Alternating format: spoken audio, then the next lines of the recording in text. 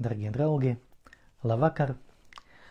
Un kārtējais vakars, kad mēs tiekamies ar jums kopā, lai īsumā un varbūt arī vienkāršoti, bet runāt par garīgas dzīves teoloģijas pamatiem. Kamēr pieslēdzas visi tie, kas vēlas, es gribu ar jums padalīties ar vienu domu. Protams, varbūt es to attīstīšu, varbūt nē, bet tas var izraisīt zināmu tādu, negribu teikt, ka vētru vai histēriju noteikti. Es esmu pārliecināts, ka maniem vārdiem nav tāda spēka, bet tieši šodien Vatikāns izdeva ziņu, ka visticamāk, ka tiek iedots nihil obstat Medžugorjes dievbības formām.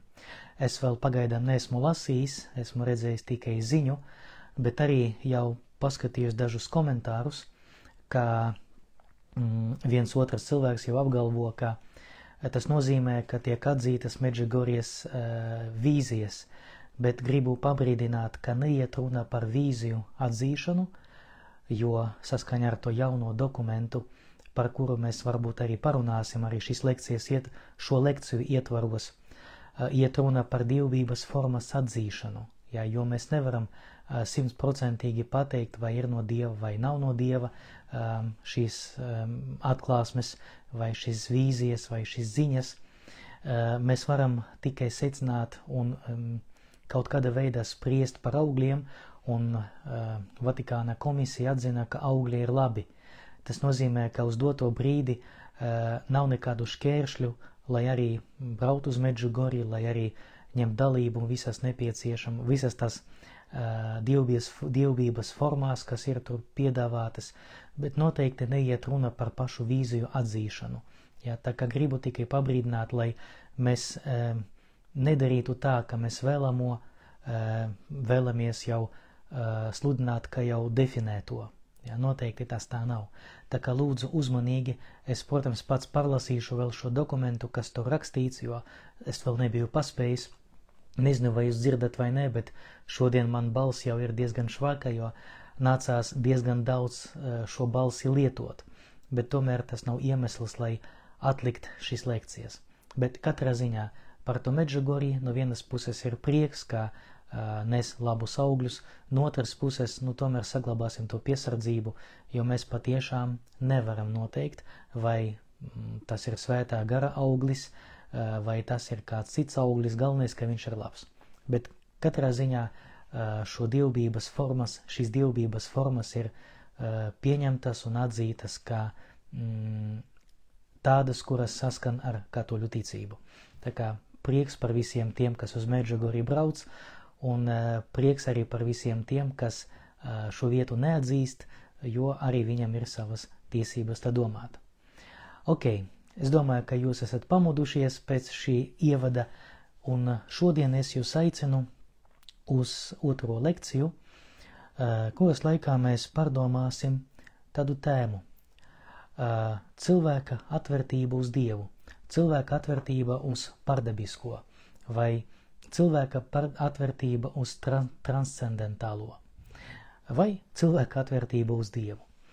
Lai pareizi saprast, kā mēs skatāmies uz cilvēku tieši no katoļu redzes punkta, no katoļu teoloģijas redzes punkta, man būs neviegls uzdevums kaut kādā veidā pamēģināt īsumā pastāstīt par tādu lietu kā teoloģiska antropoloģija.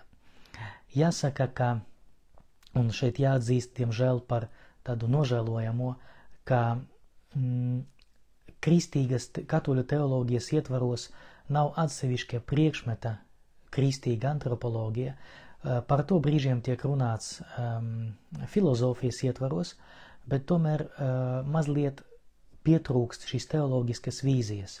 Un īstenībā tagad tas viss, ko es jums stāstīšu, tas ir dati, vai tas ir ziņas, vai tas ir materiāli, ko man pašām nācās salasīt no dažādām teoloģijas jomām, lai pastāstītu to, ko es vēlos. Lai pareizi saprast arī savu garīgu dzīvi, lai pareizi saprastu tos procesus, kas notiek mūsu attiecībās ar Dievu, īstenībā ir nepieciešams dot atbildi uz jautājumu, kas ir cilvēks, bet es gribu pabrīdināt, ka mums jādod atbilde uz šo jautājumu tieši un teoloģiska redzes punkta. Bet, visu pēc kārtas. Sāksim no pirmsākumiem un uzdosim sev jautājumu par cilvēka izcelsmi. Noteikti jūs bijat sastapušies ar diviem tādiem pilnīgi radikāliem viedokļiem, un es parasti saku, ja viedoklis ir radikāls, tas nozīmē, ka šajā viedoklī vai šī viedokļa paudējs noteikti izsvitro no savas pasaules redzējuma kaut kādas nopietnas daļas. Noteikti neredz šo pasauli visā tās bagātībā. Un arī šie divi viedokļi, kuru saucās radikālais kreacionisms un radikālais evolucionisms, abi divi, manuprāt, un skatoties tiešām no mūsdienu teoloģiski, antropoloģiska ne dzīvesveidā, bet redzes punkta, noteikti jāņem vērā, ka šie radikāli viedokļi vai šīs radikālas idejas, viņas tomēr neatspoguļo realitāti visā tās bagātībā. Kreacionisms, vienkārši sakot, tīpaši radikālais kreacionisms, skaidri nosaka, ka cilvēks ir radies tieši tā, kā tas ir rakstīts radīšanas grāmatā. Dievs izveidoja pasauli, izveidoja dārzu, paņēma pīšļus, iedvesa tur savu garu, un no pīšļiem radās cilvēks. Pēc tam paņēma vienu no ribām un radīja sievieti. Radikāli kreacionisti pat nepamana, ka radīšanas grāmatā ir īstenībā divi dažādi cilvēka radīšanas apraksti, kas izriet pilnīgi no divām dažādām tradīcijām, kas ir apvienotas viena grāmatā. Un katrai no šīm tradīcijām ir sava teoloģiska nozīme un arī sava interpretācija. Bet vienkāršāk sakot, kreacionisti saka tā: Dievs radīja pasauli un cilvēku tieši 6 dienās, vai tā pēkšņi, ja mēs paskatīsimies no citu reliģiju redzes punkta, un tā pasaulē tapa. Savukārt, radikālie evolucionisti, un šeit pievērsīsim tikai savu uzmanību cilvēkam, lai nerunātu par visu pasauli, uzskata, ka cilvēks ir tikai un vienīgi aklās evolūcijas process. Atcerēsimies Darvinu, un uzreiz gribu tikai pabrīdināt, ka Darvina hipotēze vairs nav hipotēze, tā ir, uz doto brīdi, protams, viņu ir mazliet pilnveidojuša teoriju, bet uz doto brīdi tā ir viena no zinātniskākām un viena no adekvātākām teorijām, kas paskaidro pasaules un bioloģiskas dzīves attīstīšanas veidu. Vienkāršāk sakot, ka attīstoties dažādiem organismiem, dažādos organismos, katrai nākošajai paudzē notiek kaut kādas izmaiņas, un šīs izmaiņas bieži vien viņas, no vienas puses šīs izmaiņas ietekmē vide, jo līdz ar to mainās arī individa uzvedība, mainās individa prasmes, un katra nākošā paudze mutē, jeb mainās. Parādās citi individi nākošajā paudzē, kuri ir vairāk pielāgoti dotai videi, un līdz ar to viņi izdzīvo, un tie, kas ir mazāk pielāgoti vai nepielāgoti, tie vienkārši izmirst. Un tādas atlases veidā veidojas katra nākošā paudze, un aklā evolūcija, ar to es gribu pateikt, ka tas noteikti pilnīgi nejauši. Un tas ir radikālais evolucionisms, kurš parāda, ka arī cilvēks attīstījās vienkārši šīs evolūcijas rezultātā. Un arī mūsu prāts, arī mūsu jūtas, mūsu procesi smadzenēs, tas ir tik un vienīgi evolūcijas rezultāts. Šie divi viedokļi, ja ar viņiem patiešām diskutēt nopietni, ja mēģināt izmantot zinātnisko argumentāciju, arī filozofisko argumentāciju. Protams, vienmēr viss ir atkarīgs no filozofijas skolas, no filozofijas virziena, kuru mēs izvēlamies, bet šie divi viedokļi, tā kā viņi ir radikāli, kā es jau teicu, tie neatspoguļo visu pasaules bagātību, faktiski teoloģijā ir atmetami. Kā mēs jau esam runājuši, teoloģija ņem vērā arī mūsdienu zinātņu, arī dabas zinātņu sasniegumus. Līdz ar to mēs nevaram arī ignorēt savos teoloģiskajos meklējumos to, ko sasniedza antropoloģija, paleontoloģija, bioloģija, ķīmija, fizika un tā tālāk. Tāpēc, ja es mēģināšu tagad mazliet vienkāršot un ļoti vienkāršot, jo mums nav laika, lai ilgi runāt tikai un vienīgi par cilvēka tapšanas procesu, kaut arī es priekš sevis arī šo jautājumu biju mazliet papētījis un darījis pierakstus, un, protams, grāmata no tā visa nesanāks, bet vismaz tas kļuva daudz skaidrāk man pašam. Bet ļoti vienkārši sakot, teoloģiski antropologiem mēs pieņemam, ka Dievs radīja pasauli ar visām šīs pasaules likumiem, ar visiem šīs pasaules likumiem, ar attīstības likumiem, ar to pašu Darvina teoriju un tā tālāk. Un tieši pateicoties tai Dieva gudrībai, pasaule attīstījās tā, kā attīstījās, kā bija iespējama gan organiska dzīve, gan arī vēlāk šajā organiskās dzīves ietvaros radās būtnes, kuras ir spējīgas ne tikai funkcionēt, bet arī kaut kādā veidā saprast šo realitāti, un galu galā parādās cilvēks, kurš spēj veidot arī valodu, simboliskas sistēmas, kurš ir spējīgs uz to, lai iziet ārpus šīs pasaules likumiem. Piemēram, viņam ir prāts un griba, bet par to mēs parunāsim mazliet vēlāk. Atkal vienkāršāk sakot, mēs varam tā pieļaut, bet gribu pateikt, ka tas ir ļoti liels vienkāršojums, ka evolūcija notika, bet arī pati šī evolūcija ir Dieva providences darbības rezultāts. Tā mēs varētu to interpretēt. Un tagad ir tā. Teoloģija un biblistika mums nedod atbildi uz jautājumu, kad ir tapis cilvēks un kādā veidā ir tapis cilvēks. Jo arī mūsdienu katoļu, gribu pasvietrot, katoļu biblistikas pētnieki saka tā, ka tas, kas aprakstīts radīšanas grāmatā, tā ir mitoloģiska valoda. Jeb ar mitoloģisko valodu tiek atspoguļotas, runājot mūsdienu valodā, teoloģiskas patiesības. Bet cilvēks to atspoguļoja tā, kā prata, dzīvojot tajā laikā, saskaņā ar viņa pasaules redzējumu. Līdz ar to, protams, ka mēs nevaram burtiski ņemt to, kas ir rakstīts radīšanas grāmatā, un interpretēt to pilnīgi tā fizikāli vai bioloģiski vai kaut kādā citā veidā. Vienkāršāk sakot, svētie raksti nedod atbildi uz jautājumu, kā funkcionē pasaule. Svētie raksti dod atbildi uz to, ka mēs konstatējam, ka pasaule funkcionē, un mēs mēģinam uzdot jautājumu, kas vainīgs tam, ka pasaule funkcionē tieši tādā veidā. Un tāpēc atstāsim, protams, biblistiem šo interpretāciju, bet noteikti pieņemsim, ka zinātniskais skatījums uz pasauli īstenībā viņš nav pretrunā ar šo teoloģisko skatu. Īstenībā abi divi skati, jeb abas divas pieejas, viņas it kā viens otru papildina.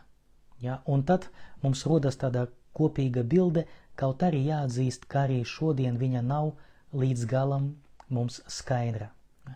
Bet gribu tikai arī pabrīdināt un brīdināt pasargāt jūs no tā, ka saskaņā ar dokumentu, kas saucās, līdz es mēģināšu iztulkot uz latviešu valodu, Bībeles interpretācija baznīcā vai Svēto rakstu interpretācija baznīcā, šo dokumentu izdevusi jau daudzus gadus atpakaļ Pāvesta Bibliskā komisija.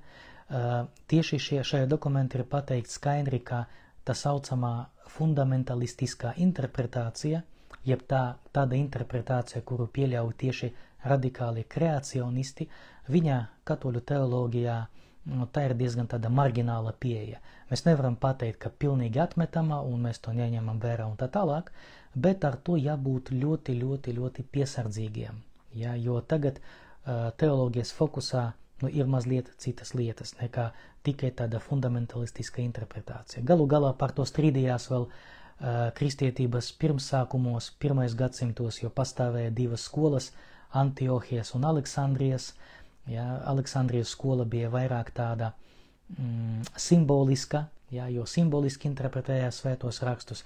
Savukārt Antiohijas skolā šo svētos rakstus mēģina interpretēt tīri historiski vai pat fiziologiski vai fizikāliski. Ja, bet, tā kā redzam, ka šīs strīds, kā mums saprast svētos rakstus, ir no kristietības pirmsākumiem, un es pieļauju, ka tas arī notiks līdz Kristus otrreizēji atnākšanai, un man šķiet, ka mēs būsim ļoti pārsteigti, kad mēs pajautāsim viņam galu galā, kā pareizi būtu jāsaprot, un mēs ieraudzīsim patiešām, kā ir jāsaprot.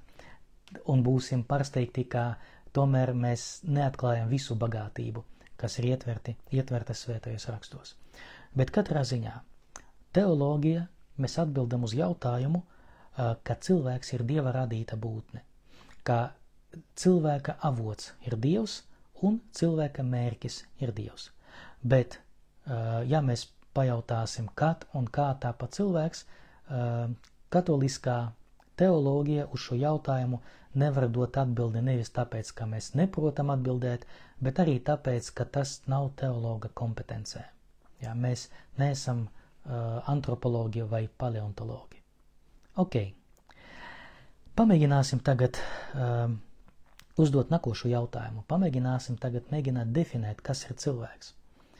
Ja mēs pamēģināsim atvērt enciklopēdijas, arī viss atkarīgs no enciklopēdijas virziena, ja, tad, protams, ka mēs atradīsim ļoti dažādas definīcijas, piemēram, no bioloģiska redzes punkta vai no filozofiska redzes punkta, bet tas atkal būs atkarīgs no filozofijas skolas.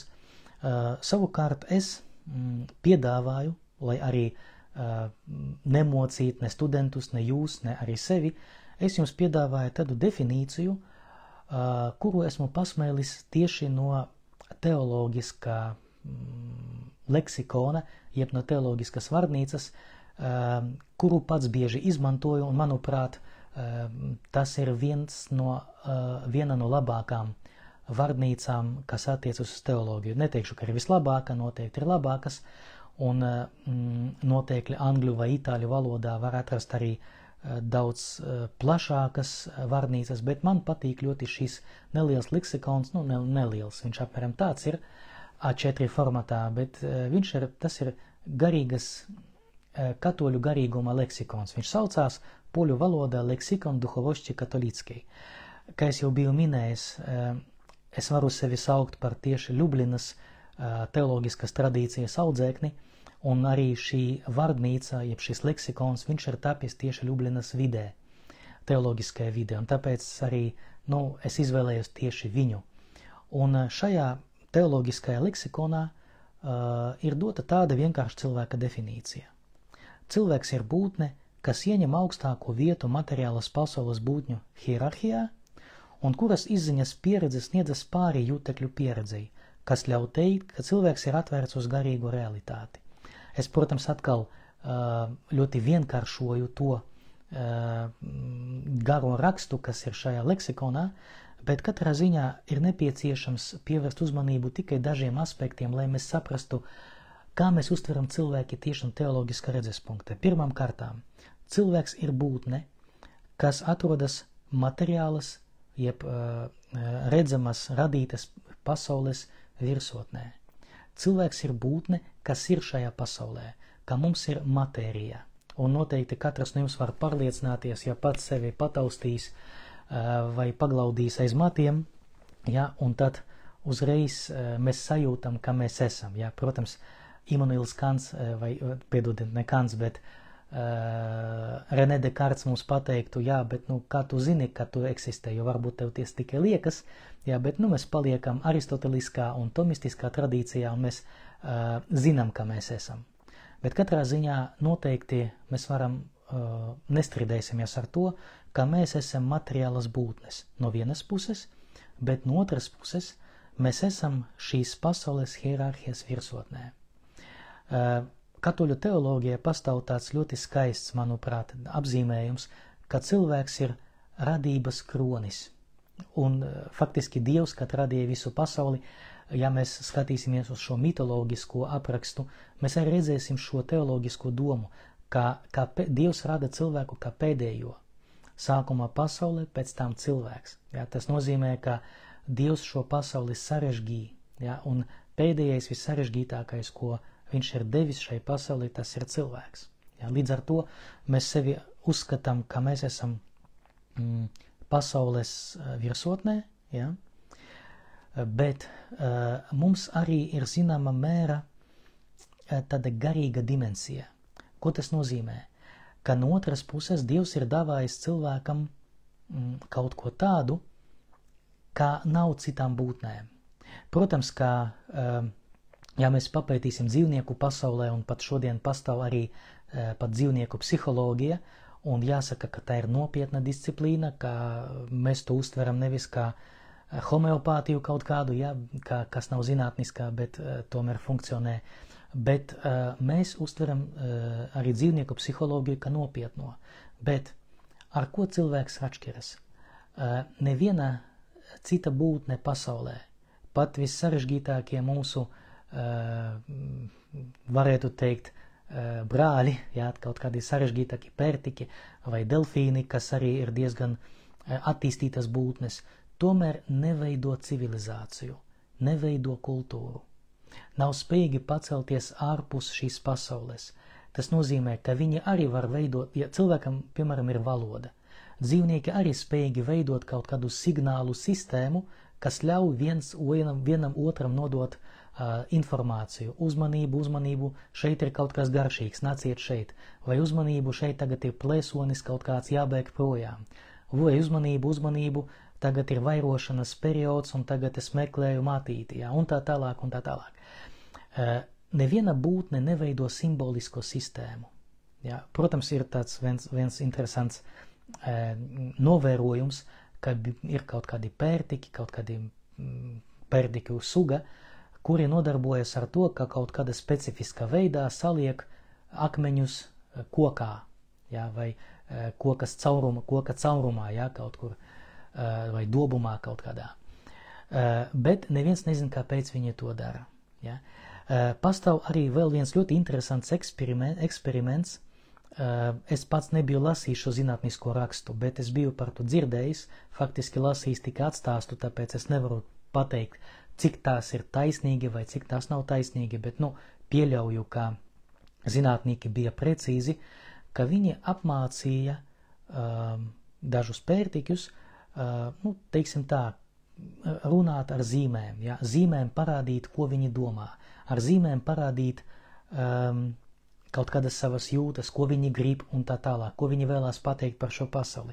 Un bija ļoti interesanta lieta, ka bija kāds pērtiķis, kuram patika, ja es nemaldos, kakīši, ja? Ka viņš dzīvoja tur laboratorijā un viņam bija arī tajā būrī, kur viņš dzīvoja, dzīvoja arī kakīši. Un viens kakītis bija nomiris. Un tagad šis pērtiķis ar zīmēm rāda, ka šis kakis ir aizgājis projām uz turieni, no kurienes viņš neatgriezīsies. Ja, tas ir tiešām ļoti sarežģīta simboliska sistēma. Es nezinu, kā viņi to bija panākuši, bet patiešām kaut kas tāds parādījās vismaz vienā eksemplārā šajā konkrētā pērtiķa gadījumā. Bet tomēr, ja mēs skatīsimies uz cilvēku, mēs redzēsim, ka pat tik gudri pērtiķi, viņi neveido civilizāciju. Viņi no paudzes uz paudzi, protams, mazliet mainās savus uzvedības paternus un maina kaut kādus ieradumus, ja mainās viņu vide, Viņiem ir ļoti sarežģīta komunikācija, arī diezgan sarežģītas savstarpējas attiecības, varētu teikt, pēdiņās socioloģiska struktūra, bet tomēr viņi neveido civilizāciju. Viss viņu interešu loks balstās tikai uz viena izdzīvošana, individa vai sugas izdzīvošana, ne vairāk. Bet, ja mēs paskatīsimies uz cilvēku, mēs ieraudzīsim, ka cilvēkam ir kaut kas vairāk. Viņš uzdod sev jautājumu par jēgu. Kāpēc es dzīvoju? Priekš kam? No kurienes viss ir radies? Kāpēc viss, kas ir radies, ir tieši tāds, bet ne savādāks? Cilvēks uzdod sev jautājumu par to, kā es vispār pazīstu šo pasauli? Kā es varu to pazīt? Vai kā es jau teicu, René Descartes bija uzdevis jautājumu, kā es varu zināt droši, ka šī pasaule eksistē, par ko es varu zināt droši? Un René Descartes izveidoja slaveno formulu, ar kuru mēs bieži vien lepojamies. Ja? Cogito ergo sum. Domāju, tas nozīmē, ka es esmu. Jo es nevaru būt pārliecināts par to, ka viss apkārt eksistē, bet noteikti esmu pārliecināts par to, ka es domāju, vai par to, ka es šaubos. Ja? Līdz ar to tā ir vienīga lieta, par kuru var būt drošam. Ja? Tas arī tas jautājums, kuru dzīvnieks neuzdos. Neviens pat visaugstākais pērtikis neuzdos sev jautājumu, kā es varu būt drošs, ka apkārt man citi pērtiki patiešām eksistē. Vai gadījumā nav tā, ka es esmu vienkārši kaut kāda sēne kaut kur tālajā planetā, ja, bet manas smadzenes man izdomā tieši to, ka es esmu pērtikis, ka varbūt tas ir sapnis. Ja. Tā kā redziet, cilvēks ir spējīgs to izdomāt, un es tagad šeit pa ceļam tādas lietas izdomāju. Ja? Kaut arī šo to es atceros no lekcijām, bet tomēr šo to arī izdomāju tagad tieši šeit, tieši ēterā. Tāpēc mēs varam redzēt tā, ka cilvēkam ir kaut kas vairāk nekā pārējiem citam būtnēm šajā pasaulē. Un respektīvi mēs uzdodam jautājumu, no kurienes mums ir tas? Vai tas ir evolūcijas rezultāts? Vai tas ir kaut kāda dotība no augšienes? Jāpasaka godīgi, no tāda filozofiska redzes punkta, ja atstāt novārtā, atstāt aiz rāmjiem attiecības ar Dievu un Dieva eksistenci kā tādu, mēs nevaram atbildēt uz šo jautājumu.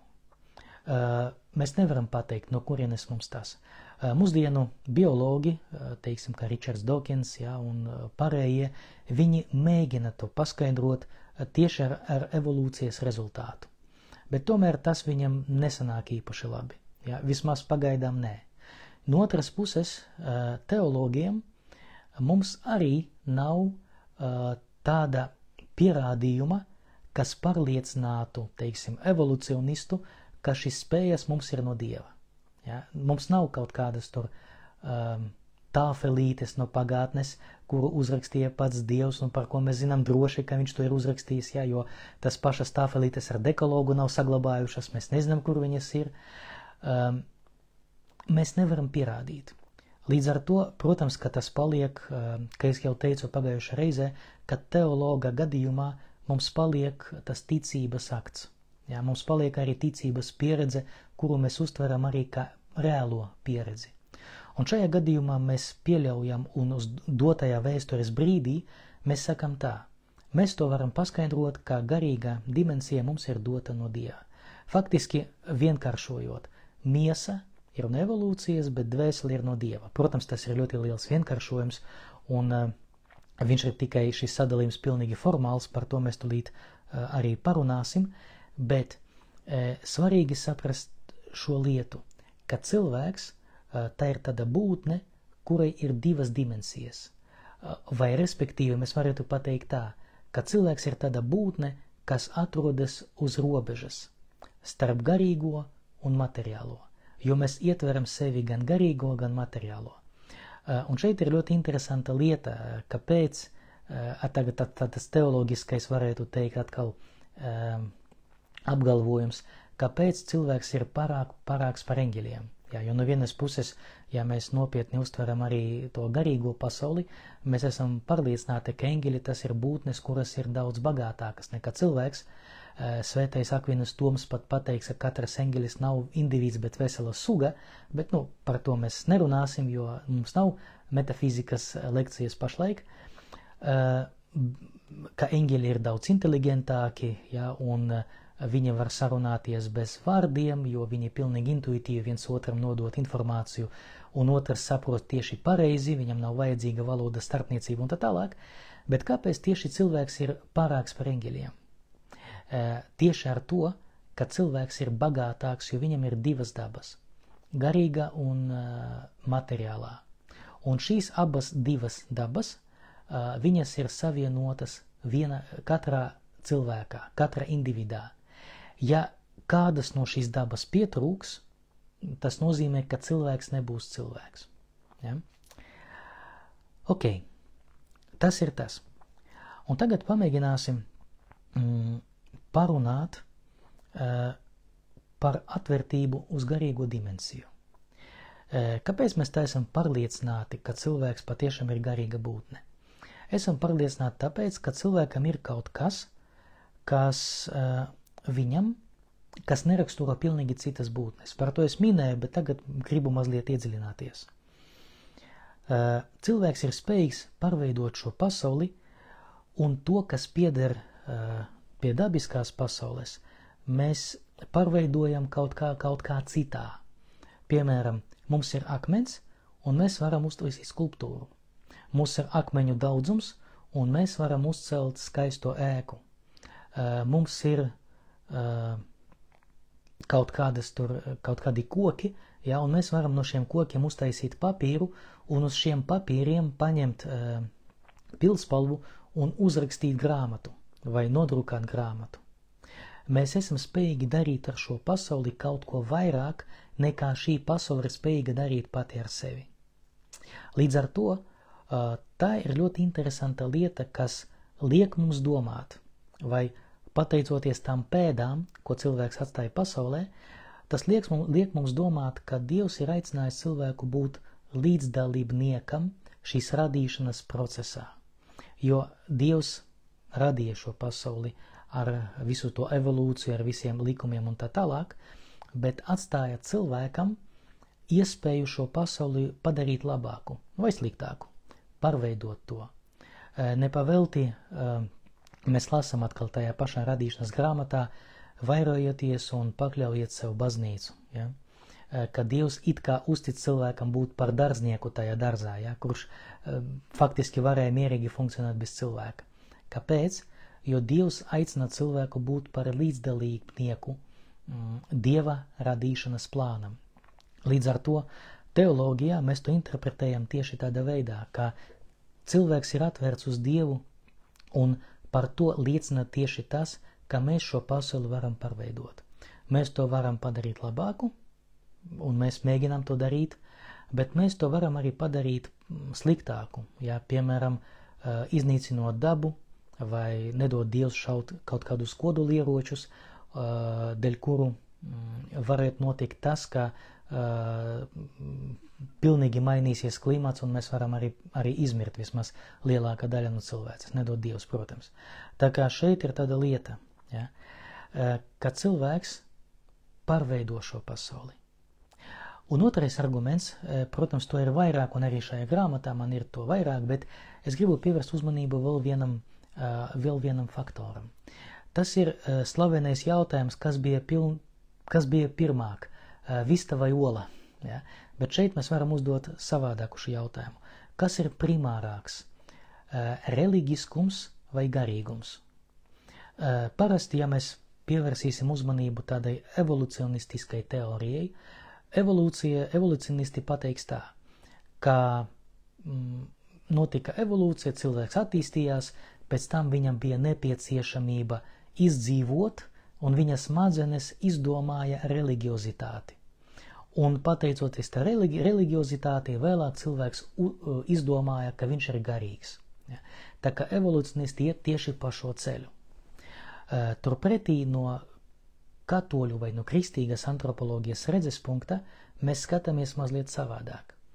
Primārais ir garīgais, jeb garīguma dimensija, bet pateicoties tam, ka mums ir šī garīga dimensija, veidojas arī reliģiskā dzīve vai religiozitāte vai religiozitātes izpausmes. Man šeit ir divi argumenti, kurus es gribētu arī jums tagad šeit piedāvāt.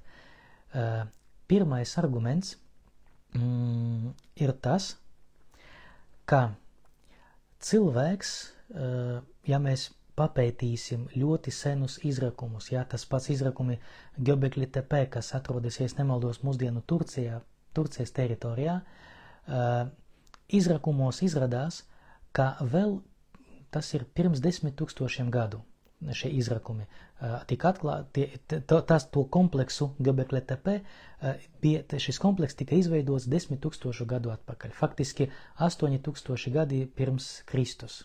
Ja. Tajā laikā, kad vēl nepastāvēja pat pilsētas, ja, kad cilvēki dzīvoja diezgan primitīvā veidā, dzīvoja tikai kā dažas saimes, ja, un ne vairāk pa 100 cilvēkiem, ja, jo ja būtu vairāk, tad viņi nebūtu spējīgi baroties kaut kādā konkrētajā teritorijā. Bet neskapēc notiek tāda interesanta lieta, ka cilvēki sapulcējas kopā un veido milzīgas ēkas, kuram respektīvi nav nekādas praktiskas nozīmes.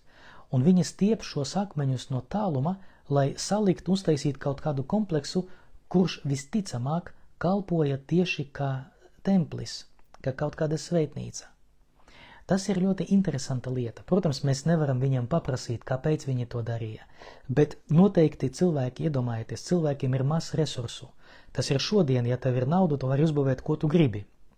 Ja to ļaus tikai fizikas likumi, ja, un materiāli, kas tev ir. Bet tajā laikā, kad ir resursu trūkums, kad tev jānodarbojas ar to, ka jānomedī kaut kāds, neteikšu, ka mamons, kaut kāds dzīvnieks, lai pabarot sevi un ģimeni, lai salasītu kaut ko, ja, tomēr cilvēki vienojas kopā un veido tādu kompleksu, faktiski tempļu kompleksu. Jums būs arī neliels uzdevums, ja jums ir internets tagad pieejams vai būs pēc tam pieejams, jūs pameklējiet šo informāciju, kaut arī tajā pašā Wikipēdijā par Göbekli Tepe. Pietiek ierakstīt Googles, gan jau, ja nepareizi uzrakstīsiet Googles, gan jau palabos, bet par šo kompleksu vērts palasīt. Ja, kāpēc viņš ir tapis. Un to mēs varam redzēt arī daudzās pasaules vietās. Tas liek domāt, ka sākumā cilvēks saprot, atklāja, ka viņam ir kaut kāda garīga dimensija, un šī garīga dimensija izpaužas caur materiālam zīmēm, caur materiālam celtnēm, caur uzvedību un tā tālāk. Tas nozīmē, ka vismaz no mana redzes punkta, no tā, ko es jums piedāvāju, mēs pieļaujam, ka garīgums ir primārais attiecību uz reliģisko dzīvi, uz religiozitātes izpausmi. Bet ir arī vēl viena interesanta lieta, ka tautas, vai ciltis vai tautas, kuras arī dzīvoja, faktiski izolēti viena no otras. Ja? Protams, ka mēs tā pieļaujam, ka visticamāk, ka pirmie cilvēki parādījās Āfrikas pusē, kaut kur Ēģiptes, Etiopijas, tajā reģionā, ja? Ēģiptes dienvidos, Etiopijā, apmēram šīs reģions Āfrikā tiek uzskatīts, ka tāds šūpulis visai cilvēcei, ja? Mūsdienu cilvēcei, ja runā, protams, par homo sapiens, bet arī tas nav droši, ja? Un cilvēks diezgan ātri izplatījies pa visu pasauli un tika līdz Amerikai, līdz tas Beringu sadalījums ir starp Āziju un Ameriku, starp Alasku un Kamčatku. Bet noteikti tas ir interesanta lieta, ka šis religiozitātes izpausmes, kaut arī viņas ir atšķirīgas, tomēr viņas ir arī daudz kā kopīgā. Tas nozīmē, ka tas garīgums, ko cilvēks vēlējas izpaust, viņš tomēr ir kaut kas, ko mēs kā cilvēce sajūtam vienādi, kaut arī dzīvojam pilnīgi dažādos kontekstos, varētu teikt, ka pilnīgi dažādās kultūrās. Tā kā šie divi argumenti, ja, ka tiek veidotas tādas celtnes, kuras pilnīgi nav racionālas, kuras pieprasa daudz darba, bet viņi kalpo kā reliģiskās celtnes, viņi tiek radītas neskatoties uz to, ka cilvēkiem tas bija ārkārtīgi liela piepūle jāieliek, lai to uzbūvētu, bet tomēr viņi to izdarīja.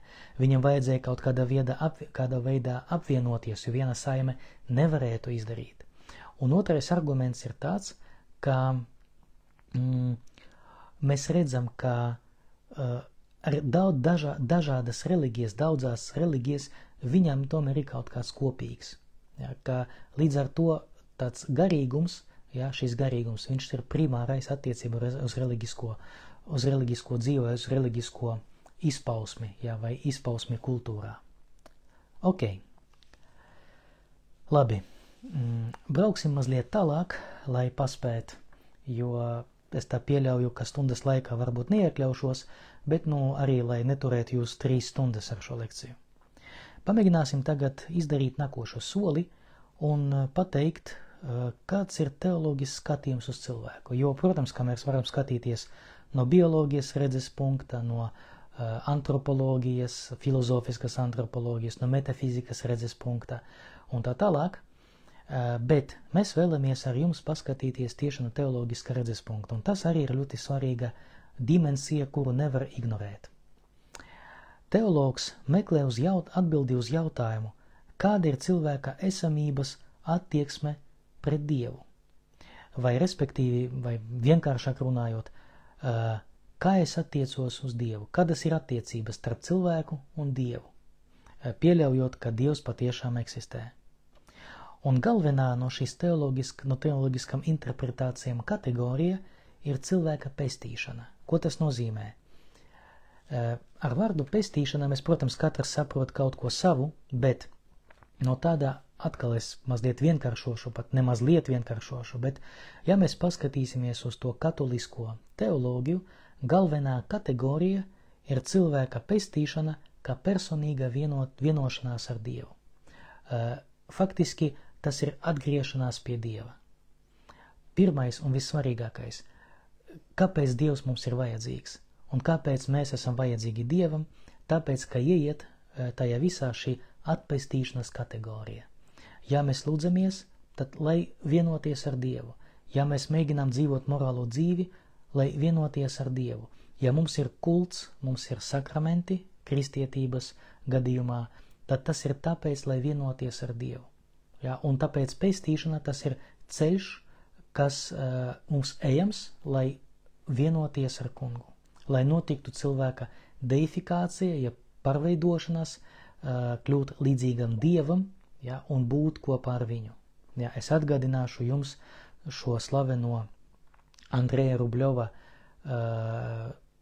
ikonu Svētā Trīsvienība, ja, kas aicina cilvēku uz dzīvi kopā Svētā Trīsvienībā, būt par 4. Svētajā Trīsvienībā, lai ceru, ka tas neskanēs heretiski. Ok, un tāpēc mums ir, ņemot vērā šo tieši pestīšanas kategoriju, mums jāpievērš cilvēkam uzmanību no tādiem 4 redzes punktiem, jāpievērš uzmanība tādiem 4 aspektiem. Pirmais, cilvēks ir radīts. Ko tas nozīmē? Pirmām kārtām, mēs neesam nejauši šajā pasaulē. Dievs mūs ir gribējis. Viņš vēlējās, lai mēs būtu. Mēs neesam tikai un vienīgi aklas evolūcijas rezultāts, un nav tā, ka mēs nenākam no nekurienes un neejam uz nekurieni. Tam visam ir jēga, tam visam ir mērķis. Ja, un līdz ar to šī radīšanās, ja, pirmām kārtām ir svarīga tāpēc, ka Dievs mūs ir gribējis.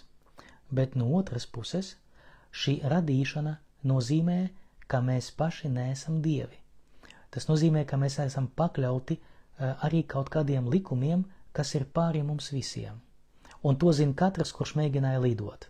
Ja, mēs zinām, ka gravitācija mums neļauj lidot neizmantojot kaut kādus paliklīdzekļus, palikrīkus, kas palīdz izmantot gaisa celtspēju, un tad mēs varam lidot ar paraplāniem, mēs varam lidot ar lidmašīnām, helikopteriem un tā tālāk, pat lidot kosmosā. Bet ir kaut kādi likumi, kurus mēs neesam spējīgi mainīt. Ja, līdz ar to mēs neesam pašpietiekami. Mēs neesam arī tādi, kuri var valdīt par visu. Ja, tas ir pirmais un svarīgākais, kas būtu jāietver. Ja, ka mēs neesam radīti, lai būtu par dieviem, bet mēs arī zināmā mērā esam pakļauti šīs pasaules likumiem, bet tas vēl nav viss, jo būs arī nākošais solis, par to es tūlīt parunāšu, būtiski pēc brīža. Bet otra lieta, kas ir ļoti svarīga, tas ir tas, ka cilvēks nav radīts uzreiz pilnīgs. Mēs neesam radīti pilnīgi. Pat ja nebūtu pirmgrēka, es negribu šodien iedziļināties šajā tematā, jo viņš tiešām ir ļoti, ļoti smags un tagad viņš ir diezgan diskutabls un par to daudzi teologi šodien arī mēģina klusēt, jo nezinu, kā atbildēt, un jāsaka, ka es arī ne līdz galam zinu, kā atbildēt uz iedzimtā vai pirmgrēka problemātiku, ja, un pirmgrēka teoloģiju, jo viss nav tik vienkārši, kā šķiet, vai kā likās Svētam Augustīnam, kurš ieviesa šo iedzienu katoļu baznīcā. Bet katrā ziņā cilvēks ir radīts, lai attīstīties. Ja, cilvēks ir radīts, lai savas dzīves beigās būtu labāks nekā savas dzīves sākumā. Lai cilvēces beigās mūsu pēcteči būtu labāki nekā tie, kas bija pirms mums. Ja, tā kā cilvēkam vai cilvēcei arī ir tāda attīstīšanas dinamika. Ja. Tāpēc tam visam arī ir attiecīga jēga. Tā kā no radīšanas izriet arī jautājums par jēgu un atbilde par jēgu. Ok, bet nākošais solis, kas mums būtu jāizdara, nākošais aspekts, kuram jāpievērš uzmanība, tas ir, ka cilvēks ir ne tikai radīts, bet radīts arī pēc Dieva attēla un līdzības. Tas nozīmē, ka mēs neesam radīti vienkārši. Ja? Un tā sanāca. Ja? Es padalīšos ar savu personīgo argumentu, kas mani pārliecina. Tas, protams, nav arguments, kas pārliecinās visus, jo, redziet, ir starpība starp argumentu un pierādījumu. Pierādījums, tas nozīmē, ka ar viņu vairs nav iespējams strīdēties. Pierādījums pārliecina visus. Arguments nepārliecina visus. Ja, arguments var pārliecināt tikai tos, kas dzīvo tajā pašā vērtību un iedzienu paradigmā, kurā dzīvo tas, kurš šo kaut kādu argumentu izsaka. Ja, līdz ar to, protams, ka ar manu argumentu arī var strīdēties. Bet es atceros, un šo argumentu es atradu skolas gaitās. Es atceros, fizikas skolā mums kādreiz stāstīja, kā darbojās cilvēka biceps. Un mūsu pasniedzējs, fizikas skolotājs, zīmēja tādu zīmējumu, lai parādītu, kā tas darbojās, un izrādās, ka mūsu biceps, šīs muskulis, ir piestiprināts pie šīs rokas daļas tikai tādā veidā, ka īstenībā, lai paceltu 1 kilogramu, ja, pacelt 1 kilogramu tādā veidā, mums ir nepieciešams izdarīt tādu darbu ar šo muskuli, ar bicepsu, kas ļautu pacelt īstenībā 5 kilogramus. Piemēram, ja vajadzētu celt šo kilogramu nevis tādā veidā, ja, saliekot roku, bet būtu jāceļ šis kilograms vienkārši ceļot to uz augšu, ja, tad bicepsam nevajadzētu izmantot tik lielu darbu. Pietiktu ar 1/5 no tās visas enerģijas, ko viņš sadedzina, lai pacelt to normālā veidā, saliekot roku. Un kad mēs pajautājam fizikas skolotājiem, kāpēc dabā ir tā, ka biceps ir piestiprināts šeit? Ja viņš būtu piestiprināts šeit, ja, pie pašas delnas, ja, tad būtu daudz vieglāk celt smagumus, nebūtu nepieciešamība darīt sadedzināt tik daudz kaloriju, ceļot tik nelielu smagumu. Bet fizikas skolotājs, kaut arī viņš bija cilvēks pilnīgi neticīgs, pateica tā, jā, bet tas nebūtu skaisti. Viena lieta, kad mums arī roka kustētos mazāk, jā, būtu mazāk kustīga un mēs nevarētu pacelt tik tālu šo smagumu, bet arī nebūtu smuki. Jā. Vai, piemēram, muskuļi, kas ceļ mūsu galvu uz augšu, jā, kas atrodas mūsu uz kakla aizmugurē, jā, lai tos muskuļus arī varētu piestiprināt savādāk pie galvas kausa, bet aizmugurē būtu viens liels muskulis. Jā, mēs varētu pacelt daudz vairāk ar savu galvu, bet būtu nesmuki. Jā, un šeit tas skaistuma elements. Jā, mēs redzam, ka cilvēka miesa, un ne tikai cilvēka, ir veidota tādā veidā, ir attīstījusies tādā veidā, lai būtu ne tikai praktiska, ja, bet arī skaista, kaut arī ar šo skaistumu un ar šo kustīgumu mēs zaudējam praktiskumu. Ja, faktiski mēs varētu sadedzināt mazāk kaloriju, bet sadedzinām vairāk. Ja. Un tas ir arguments, kas man liek domāt, ka noteikti tam ir kaut kāda jēga. Noteikti tam ir kaut kāds augstākais un gudrākais plāns nekā tikai aklā evolūcija. Protams, tas ir arguments tikai priekš manīm, un es to tikai verbalizēju, bet es nevēlos jūs pārliecināt, un tas nav nekāds pierādījums Dieva klātbūtnei vai esamībai, bet man personīgi tas vismaz liek aizdomāties, ja, par to, ka mēs esam radīti kam vairāk, un mēs esam radīti skaistāk, esam radīti daudz, kaut arī mazāk praktiskāk, bet tomēr elegantāk. Ja, un tā kā šeit ir tas moments, ka esam radīti pēc Dieva attēla un līdzības, jo Dievs arī, ja mēs paskatīsimies, ka Dievs nav ļoti praktisks, ja, attiecību uz cilvēku. Ja. Viņš taču varēja radīt tikai tādus cilvēkus, kas noteikti viņu godinās, ja, kas noteikti būs ticīgi. Viņš varēja neļaut pat pastāvēt tādiem cilvēkiem, kas viņu noliektu. Ja, bet viņš ir ļoti nepraktisks, un daļa no būtnēm, diemžēl aiziet pazudināšanā savas brīvas gribas dēļ, bet tas nav pilnīgi praktiski. Mēs varam redzēt, ka Dieva nepraktiskums, protams, pēdiņās izpaužās pat mūsu miesā. Protams, tas ir ļoti tālu ejošas analogijas, bet priekš manis tas ir diezgan nopietns arguments, lai atstātu to pilnīgi bez uzmanības. Bet dosimies tālāk. Cilvēks radīts, atvainojos, pēc Dieva attēla un līdzības, tas nozīmē, ka Dievs dalās ar mums, ar savām īpašībām. Piemēram, mūžīga dzīve. Tas ir kārtējs arguments, kas palīdz man, vai kas stiprina manu ticību. Interesanti būtu, kāpēc cilvēkam parādītos šī vēlme dzīvot mūžīgi, ja viņam nav tādas iespējas.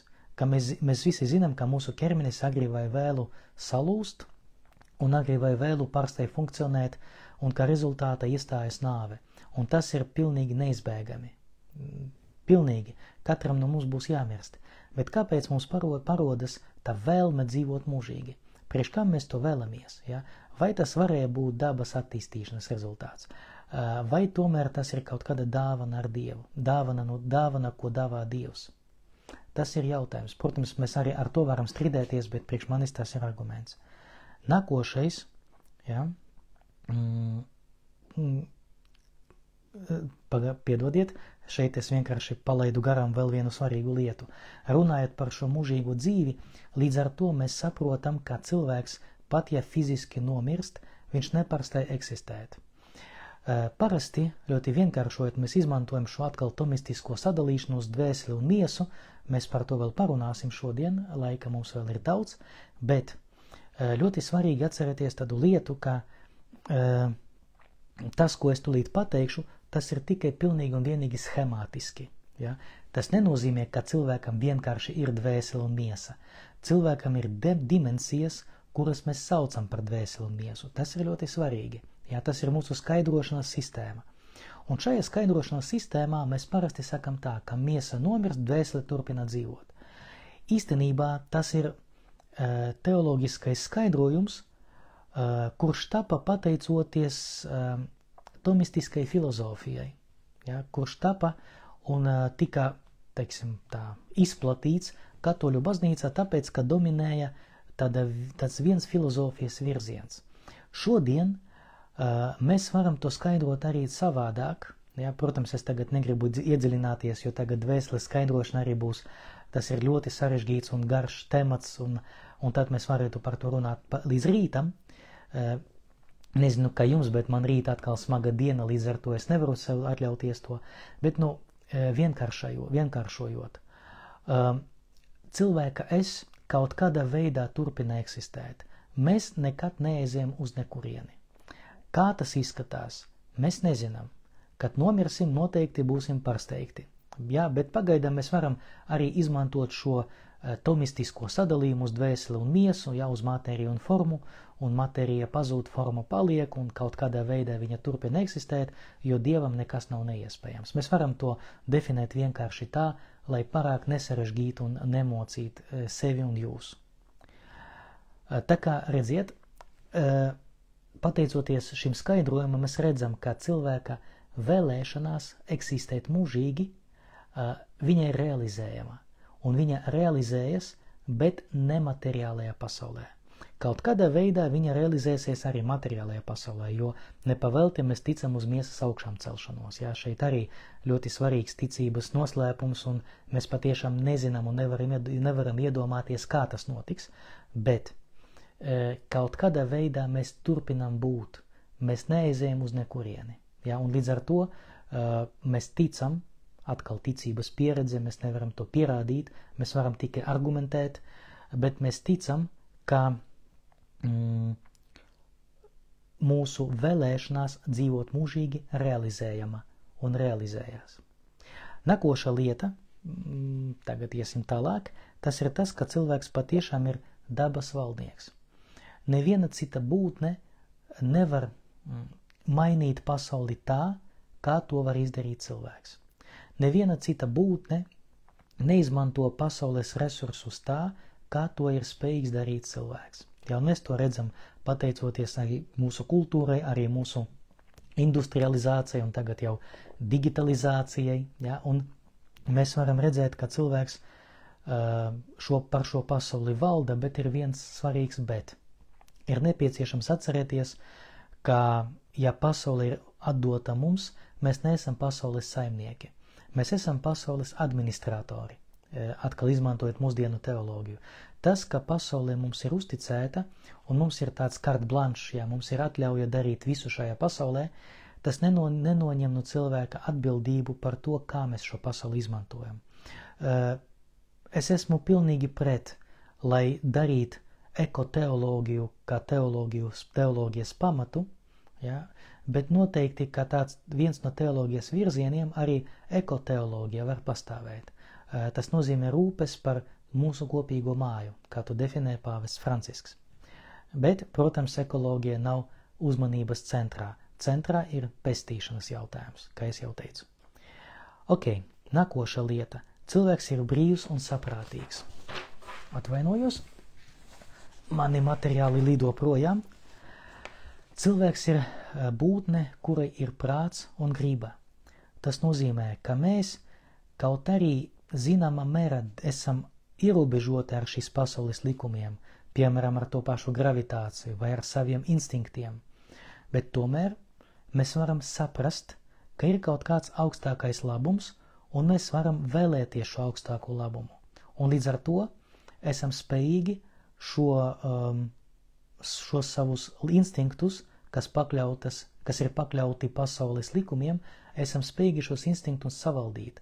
Esam spējīgi pieņemt lēmumu par spīti saviem instinktiem. Es parasti katehēzi izmantoju tādu salīdzinājumu, viņš ir mazliet tāds smieklīgs varbūt, bet man viņš ļoti patīk, jo atceros pats no svētdienas skolas.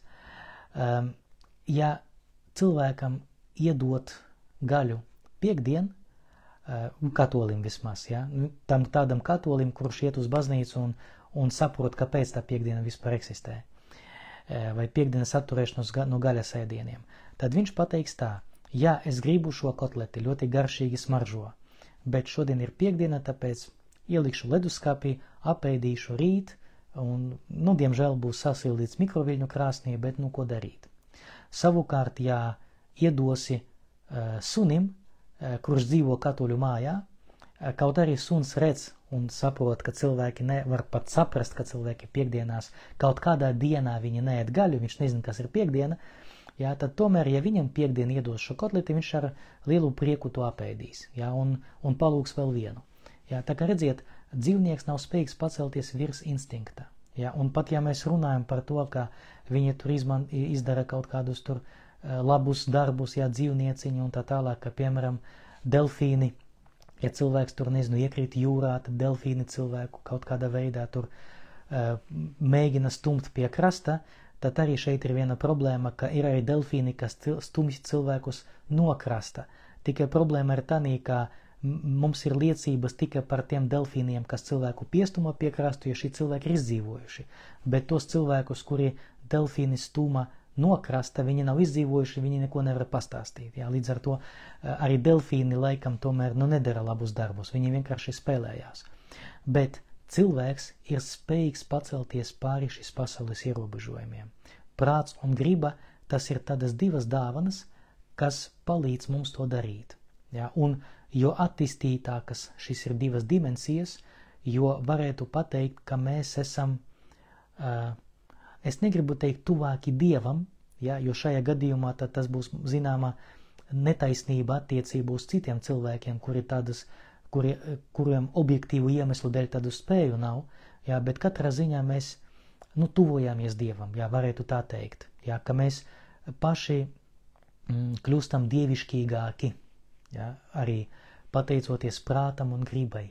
Jā, līdz ar to tas ir tas divas dāvanas, ar kuriem Dievs dalās ar cilvēkiem, ar prātu un gribu, jo Dievs pats arī sapratīgs un viņam ir griba, jā, viņš var vēlēties kaut ko. Un vēl viena lieta, cilvēks ir relacionāls. Tas nozīmē, ka viņš ir spējīgs veidot attiecības ar citām personām, ar cilvēkiem un ar Dievu. Ja? Un šīs attiecības, kas ir ļoti svarīgi, ja? Jo arī dzīvniekiem ir kaut kādas attiecības, arī dzīvnieki dzīvo kaut kādā barā, arī viņiem ir kaut kāda hierarhiska struktūra, ir galvenais tēviņš, ja? Kurš sit pa galvu visiem tiem, kas ir tie beta tēviņi, ja? Un gamma tēviņi, un pēdējie omega tēviņi, ja? Un tā tālāk. Bet cilvēks ir spējīgs veidot attiecības, kas balstās nevis uz naturālas hierarhijas, kurš stiprāks tam arī ir spēks, kurš stiprāks tam ir taisnība, bet uz mīlestības. Tas ir ļoti interesanta lieta, ka tikai cilvēks ir spējīgs balstīties uz tam, cilvēks ir spējīgs veidot attiecības, kas balstās uz mīlestības. Protams, mēs varam runāt par to, ka arī dzīvnieki mūs mīl un tā tālāk, jā, bet dzīvniekiem tas mehānisms ir mazliet savādāks. Mēs viņus mīlam, šos dzīvniekus, mēs izmantojam šo relacionalitātes dāvanu arī attiecību uz dzīvniekiem, un mēs mazliet taisam tādu projekciju uz mūsu mīļiem kakīšiem, sunīšiem un tā tālāk, ja, bet viņi uzskata mūs par sava bara, es atkal ļoti vienkāršoju, bet par sava bara dalībniekiem. Ja, viņi uzskata varbūt arī par sava bara galvenajiem. Ja, un tāpēc, teiksim, liels suns pakļaujas saimniekam. Ja, tas ir drīzāk suņa psiholoģija un instinkti, nevis mīlestība. Ja, šī vārda nozīmē, tiešajā šī vārda nozīmē. Ja, un tāpēc attiecības dzīvniekiem mums arī ir relācijas, attiecības. Ja, bet attiecība uz mums, dzīvniekiem, mēs nevaram runāt par relācijām, par attiecībām. Mēs varam runāt par citiem mehānismiem, kas darbojas viņos. Ja. Protams, šeit dzīvnieku psihologi zinās labāk stāstīt nekā es, bet no teoloģiska redzes punkta tieši tādā veidā tas ir interpretējams. Nākošais aspekts, kuram jāpievērš uzmanība, tas ir cilvēks ir grēcīgs. Tas ir interesants un tā saucamais mysterium iniquitatis, jeb netaisnīguma noslēpums. Mēs nezinām, kāpēc, bet cilvēks ir spējīgs darīt ļaunumu. Ja? Un cilvēks ir spējīgs izdarīt ļaunumu ne tāpēc, ka viņam būs kaut kādi bonusi, bet vienkārši ir spējīgs izdarīt ļaunumu tāpēc, ka viņš vienkārši var. Atcerēsimies skolas gaitas. Ja? Un es ceru, ka es neuzkāpšu kādam uz sāpīgas brūces, ja? Ar saviem zābakiem, bet varbūt atceraties skolas gados, arī katrā klasē un katrā skolā veidojas arī zināmā mērā hierarhija. Un ir arī tādi bērni, kurus dēvē par outsideriem, ja? Dažādu iemeslu dēļ. Ja? Tagad mēs varam, bērni mēdz būt arī diezgan nežēlīgi, tā gadās. Un brīžiem gadās, vismaz mums skolā tā gadījās, un jāatzīst, ka arī es laikam arī to darīju, kaut arī es neatceros, ka būtu darījis kādam pāri, bet varbūt arī man gadījās, ka mēs, tie stiprākie bērni, kaut kādā veidā kaitinājam tos vājākos tikai tāpēc, lai ieraudzītu, ka viņš ir sakaitināts, vai raut, vai ir dusmīgs, vai dara kaut kādas neadekvātas lietas, un lai mēs par to varētu papriecāties. Par to no tā mums nebija nekāda bonusa, ja? Mēs nebija nekāda ieguvuma. Varētu pateikt evolucionistiski, tas būtu pilnīgi bezjēdzīgi. Mēs kāpēc to darījām? Ja? Tāpēc, ka varam. Tāpēc, ka mums darīja tādu rūgto prieku tas, ka kādam ir slikti. Mēs nezinām, kāpēc tas tā ir.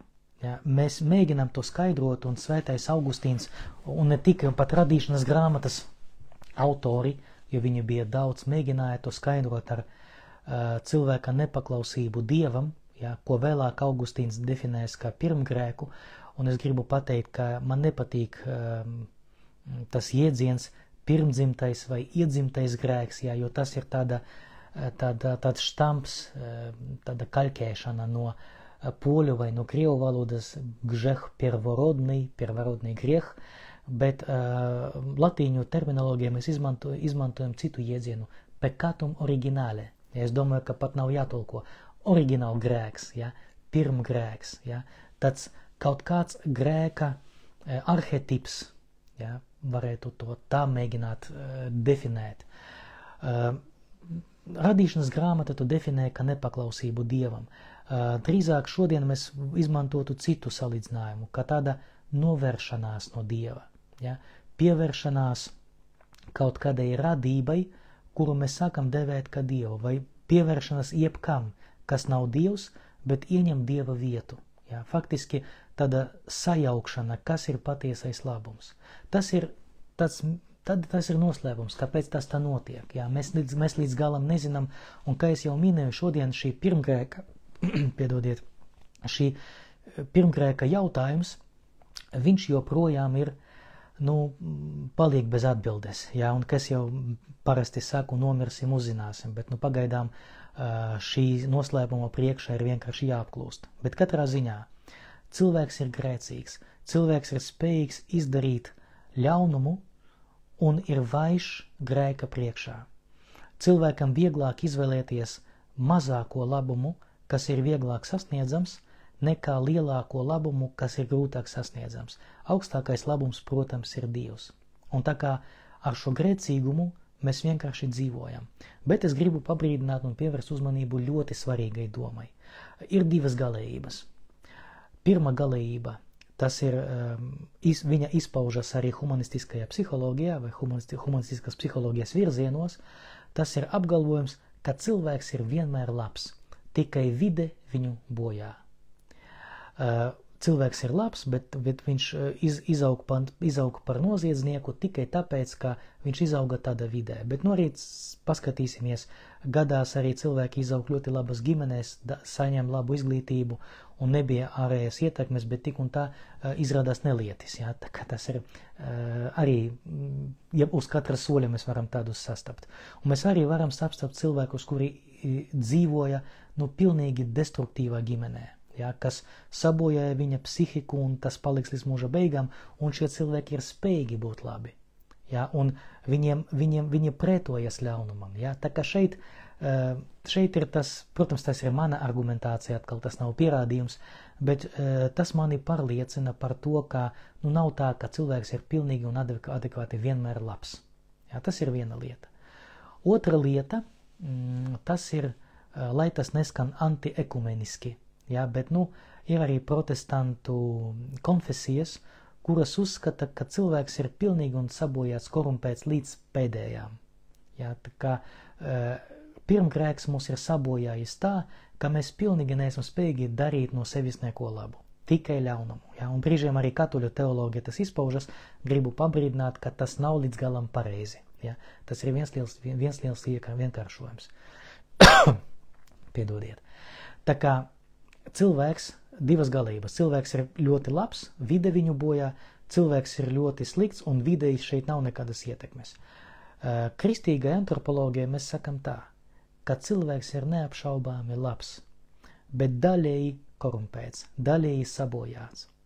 Jā, mēs esam spējīgi vēlēt un darīt labu, jā, bet no otras puses arī mēs esam gan pirmgrēka, gan arī, kas ir noslēpums, gan arī vides sabojāti. Jo katram no mums ir savas brūces, katram no mums ir savi aizvainojumi, ievainojumi no grēka, no citu grēkiem un tā tālāk. Un tāpēc šis aspekts, ka cilvēks ir grēcīgs, tas arī vienmēr jāņem vērā. Jā, piemēram, es arī kā garīgais vadītājs, es, protams, vienmēr dusmojos, ja cilvēks mani nesaprot, ko es gribu viņam pateikt, jā, un neapšaubām arī tas mani kaitina. Bet tomēr es vienmēr sev ieslēdzu tādu lietu, jā, bet cilvēks ir grēcīgs, jā, un viņš nav pilnīgs uzreiz, jā, ir lietas, kuras sabojātas, un kuras es pat ar vislabākajām runām un vislabākiem argumentiem nevarēšu mainīt. Ja, un tāpēc man jāmēģina paskaidrot cilvēkiem viņa izprašanas schēmā to, ko es vēlos viņam paskaidrot. Ja, ņemot vērā viņu arī pazīšanas ierobežošanas, varbūt izglītības trūkumu, varbūt arī kaut kādu ļaunumu, kas viņā un tā tālāk. Ja. Tā kā šeit ir tas moments, cilvēks ir grēcīgs, bet lai jūs neatstātu ar šo grēku viens uz vienu, viens pret vienu, šeit ir vēl viens aspekts, kuram jāpievērš uzmanība. Cilvēks arī ir atpestīts. Dievs ar mūsu grēku neatstāja mūs vienus pašus. Dievs iziet cilvēkam pretī. Ja? Mums ir iespēja, neskatoties uz to, ka ļaunums vai ļaunuma mistērija, ļaunuma noslēpums mūs korumpē un velk uz leju, ka Dievs ir izstiepis savu roku. Ja? Ka atpestīšana mums ir dota, bet vienlaicīgi, gribētu pat pareizāk pateikt, viņa ir piedāvāta, bet vienlaicīgi, lai šo atpestīšanu saņemt, ir nepieciešama mūsu piekrišana. Un tas ir visskaistākais kristietībā. Tas ir tas Dieva nepraktiskums, ja, jo varētu automatiski atpestīt visus, ja, bet ir nepieciešama brīvas un sapratīgas būtnes piekrišana. Vai tu vēlies būt pestīts? Neviens nevar būt pestīts pret savu gribu. Es arī katehēzē parasti saku, ka, ja mēs runājam par tādu realitāti kā elle, ja elle nav kaut kādas Dieva atriebības rezultāts. Ka, tad nebija uzticīgs Dievam, tad tu degsi elle, jo Dievs atriebies. Ja? Tas ir Dieva liela primitivizēšana. Ja? Nē, tas nav tā. Elle ir Dieva žēlsirdības rezultāts. Dieva mīlestības rezultāts. Cik paradoxāli tas neskanētu. Kāpēc? Tu eksistē, tu negribi būt kopā ar Dievu, ok, tā ir tava izvēle, bet būšana bez Dieva, tā arī tieši ir elle. Ja? Mēs nezinām par šo elles struktūru, mēs nezinām par elles stāvokli, ja noteikti mūsdienu kultūrā vai vispār cilvēces kultūra mēģinātu dažādi attēlot, ka tur katli, ja, un velni ar dakšām tur cilvēkus tur met un tā tālāk, ka tas ir liels ezers ar tur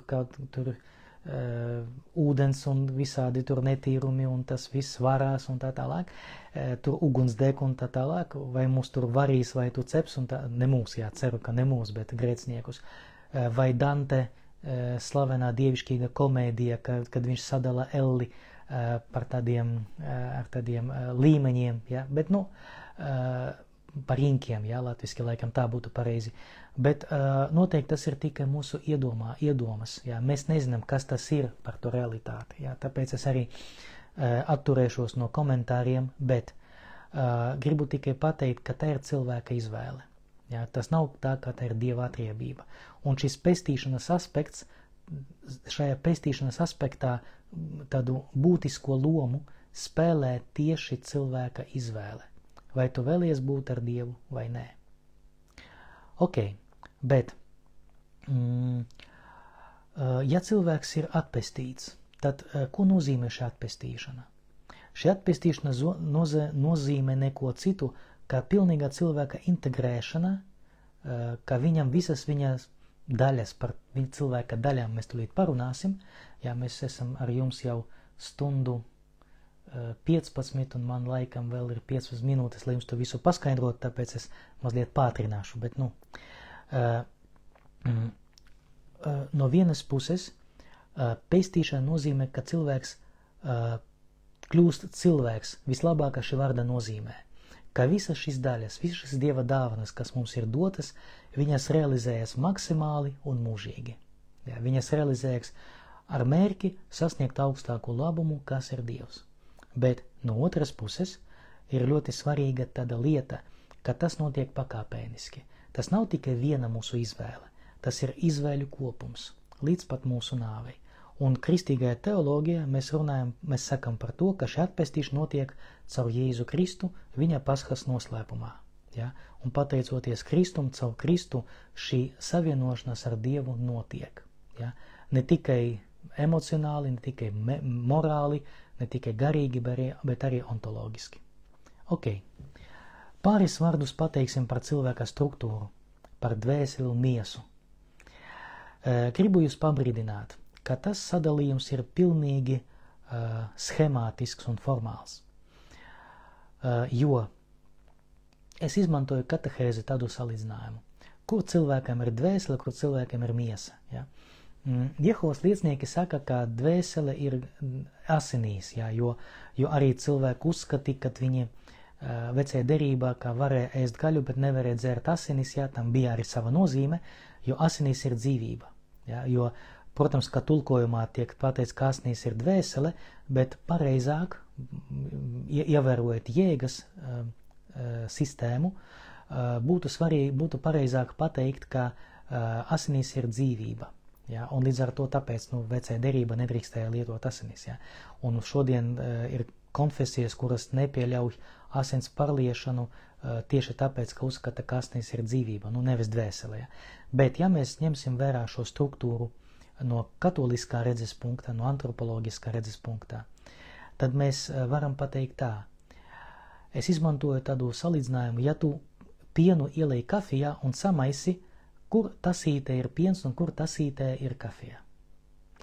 Viss ir piens un viss ir kafija. Un tāpēc, ja mēs pataustīsim mani, ja, tad mēs pajautāsim, kur ir mana dvēsele. Tas pilnīgi nepareizs jautājums. Nav tā, kur ir mana dvēsele vai kur ir mana miesa. Es esmu dvēsele un miesa. Ja? No vienas puses tas palīdz mums izvairīties no tā, ka tikai dvēsele ir mans es un miesa ir tikai ādas skafandrs mūsu dvēselei. Ja? Tas nav taisnība. Ja? Bet no otras puses mēs arī varam izvairīties no tāda radikāla miesīguma, fizioloģiskuma un tā tālāk, kā pateikt, ka miesa esmu es, ja? Un garīgums tas ir kaut kas abstrakts, ja? Kaut kas dots no augšas. Ja mēs pajautāsim, kas ir cilvēks, cilvēks ir dvēsele un miesa, tāpat kā tasītē ir kafija ar pienu, ja, kopā. Ja, tas nav atdalāma, protams, var atdalīt, ja gribēt, ja, bet normālos sadzīves apstākļos mēs vairs neesam spējīgi atdalīt kafiju no piena. Ja, tas viss paliek kopā. Un tāpēc, ja mēs pajautāsim, dvēsele un miesa, tas ir cilvēks. Ja? Klaivam Staplam Lewisam bija tāds teiciens, ka nesaki, ka tev ir dvēsele. Saki, ka es esmu dvēsele, man ir miesa. Bet šeit es arī viņam nepiekristu, es varētu to transformēt viņa izteicienu. Nesaki, ka tev ir dvēsele un miesa. Tu esi dvēsele un miesa. Katrs no mums. Jo katram no mums ir miesa un dvēsele, kā dažas divas dimensijas, kas apvienotas vienā personā. Ja? Tāpat kā manā prātā vai manā apziņā ir apvienota gan arī mana atmiņa par pagātni, gan arī manas spriešanas par tagadni, gan arī mana fantāzija par nākotni. Tas viss notiek vienā prātā. Ja? Tas viss ir apvienots manā prātā, kas funkcionē pateicoties arī manām smadzenēm. Tā kā, ja mēs runājam par cilvēka struktūru, cilvēks ir garīgi miesīga būtne, dvēseles un miesas kopums. Ja? Un tāpēc mēs arī sakam, ka cilvēks ir dvēsele un miesa. Pastāv vēl viena lieta, kur es gribētu pievērst uzmanību. Ja, palika tikai 2 jautājumi un pa 5 minūtēm katram. Ja, un mēģināsim iekļauties akademiskajās 2 stundās. Pirmām kārtām, apostolis Pāvils raksta vēstulē Tesalonikiešiem, 1. vēstulē Tesalonikiešiem, ka cilvēkam ir gars, dvēsele un miesa. Problēma ir tanī, ka mēs nezinām, ko apostolis Pāvils gribēja ar to pateikt. Jā, vienkārši nezinām. Nomirsim, pajautāsim. Bet pastāv tādas 2 dažādi skatījumi uz cilvēku. Pateiksim tā nosacīti rietumu un austrumu. Rietumos, jeb katoļu baznīcā, Romas katoļu baznīcā, mēs pārsvarā izmantojam šo dihotomiju, dvēsele un miesa. Dvēsele tas ir viss, kas garīgais, miesa tas ir viss, kas ir miesīgais. Savukārt austrumu teoloģijā izmanto miesa, dvēsele un gars. Izmantoju 2 dažādus iedzienus, ja, uz tām garīgām lietām. Pneuma un kā tur bija, pneuma un psihe. Ja.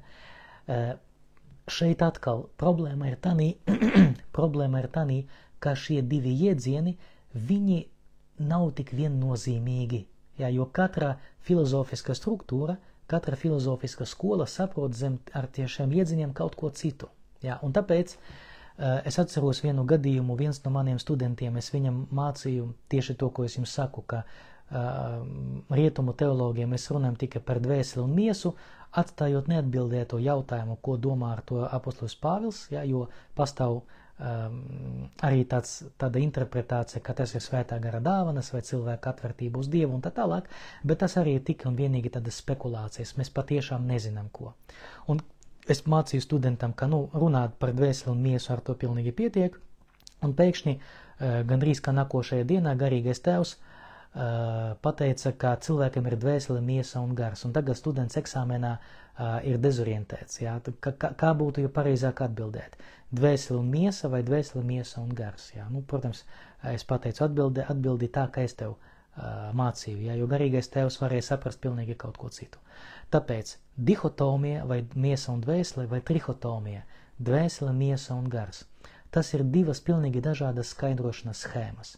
Es pieturos pie tomistiskas schēmas dvēsele un miesa. Jā, ietverot šajā jēdzienā anima, dvēsele, visu, kas ir garīgais. Ar to domāju, ka pilnīgi pietiek. Tiem, kas ļoti interesē, lūdzu, uzmanīgi pārlasiet Katoļu baznīcas katehizma 367. punktu. 367.